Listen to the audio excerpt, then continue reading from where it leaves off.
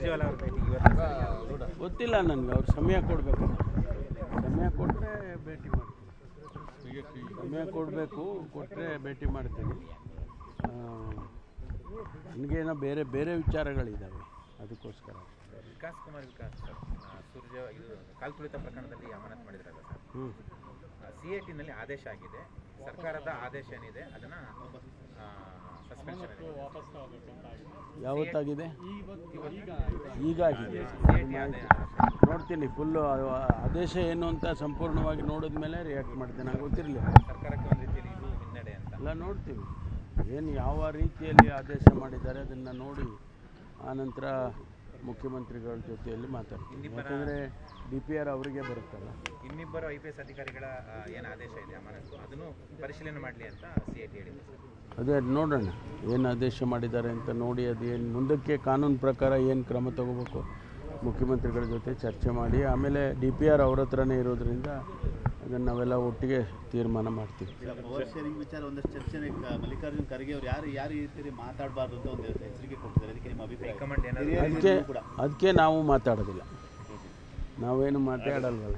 ಆದರೆ ಸರ್, ಈಗ ಇವರು ಮತ್ತೆ CM ಬದಲಾವಣೆ ವಿಚಾರದಲ್ಲಿ ಸರ್ ಹೈಕಮಾಂಡ್ ತೀರ್ಮಾನ ತೆಗೆದುಕೋಬಹುದು, ಬಟ್ ಹೈಕಮಾಂಡ್ ಏನು ತೀರ್ಮಾನ ತೆಗೆದುಕೊಳ್ಳುತ್ತೆ ನಮ್ಗೆ ಗೊತ್ತಿಲ್ಲ ಅಂತ ಮಲ್ಲಿಕಾರ್ಜುನ್ ಖರ್ಗೆ ಅವರು ಹೇಳಿದರು.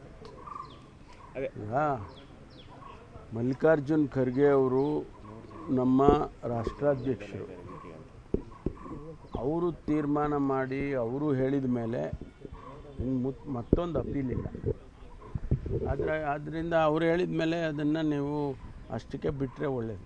CM ಹೇಳಿದ್ರೆ ಸರ್ 5 ವರ್ಷ ಬಂಡೆ ಥರ ಇರುತ್ತೆ ಸರ್ಕಾರ. ಗೊತ್ತಿಲ್ಲಪ್ಪ ನನಗೆ. ನಾವು ಅವ್ರು ಹೇಳಿದರು ನೀವು ಹೇಳಿ, ಅವ್ರು ಹೇಳಿದರು ನೀವು ಹೇಳಿ, ಇದನ್ನು ಸ್ವಲ್ಪ ಬದಲಾವಣೆ ಮಾಡ್ಕೊಳ್ಳಿ ನಿಮ್ಮದು ನೆರೆಟಿವ್. ಆದರೆ ಇವತ್ತು ಇವ್ರು ಮಾತಾಡಿದ್ದು ಸರ್ ಹೇಳಿದ್ರೆ ಇಕ್ಬಾಲ್ ಹುಸೇನ್ ಅವ್ರು ಮಾತಾಡಿದ್ದು, ಅನ್ಸಾರಿ ಅವ್ರು ಮಾತಾಡಿದ್ದು, ಅವೆಲ್ಲ ಬಿಟ್ಬಿಡಿ, ಅದಕ್ಕೆಲ್ಲ ನಾನು ಪ್ರತಿಕ್ರಿಯೆ ಕೊಡಕ್ಕೆ ಹೋಗಲ್ಲ. ಬೇರೆ ಏನಾದ್ರು ಹೇಳ್ರಿ. ಪರಿಶಿಷ್ಟರ ಒಂದು ಗಣತಿ ಆಗ್ತಾ ಇದೆ ಸರ್. ಸುಮ್ಮನೆ ಸುಮ್ಮನೆ ಮನೆಗಳಿಗೆ ಬರೀ ಸ್ಟಿಕ್ಕರ್ ಹಾಕ್ಬಿಟ್ಟು ಹೋಗ್ತಾ ಇದ್ದಾರೆ, ಗಣತಿ ಮಾಡ್ತಾ ಇಲ್ಲ ಅನ್ನೋದು ಭಾಳ ದೊಡ್ಡ ಆರೋಪ. ಅದನ್ನು ಮಹದೇವಪ್ಪನವ್ರ ಗಮನಕ್ಕೆ ತರ್ತೀನಿ ನಾನು. ಸೋಷಿಯಲ್ ವೆಲ್ಫೇರ್ ಡಿಪಾರ್ಟ್ಮೆಂಟರು ಅವ್ರ ಕಡೆಯಿಂದನೇ ಆಗ್ತಾ ಇರೋದು. ಅವರ ಗಮನಕ್ಕೆ ತರ್ತೀನಿ, ಹೇಗೆ ಅದನ್ನು ಸರಿ ಮಾಡಬೇಕು ಮಾಡೋಣ. Thank you.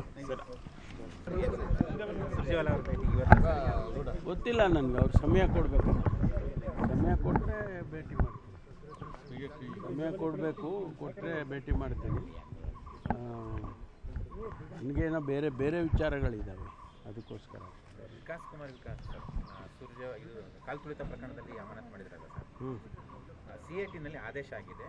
ಸರ್ಕಾರದ ಆದೇಶ ಏನಿದೆ ಅದನ್ನು ಸಸ್ಪೆನ್ಷನ್ ಯಾವತ್ತಾಗಿದೆ?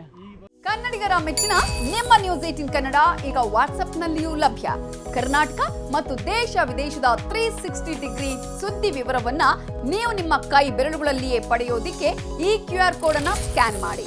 ನಮ್ಮ ಚಾನೆಲ್ ಅನ್ನು ಫಾಲೋ ಮಾಡಿ, ನೋಟಿಫಿಕೇಶನ್ ಆನ್ ಮಾಡಿ.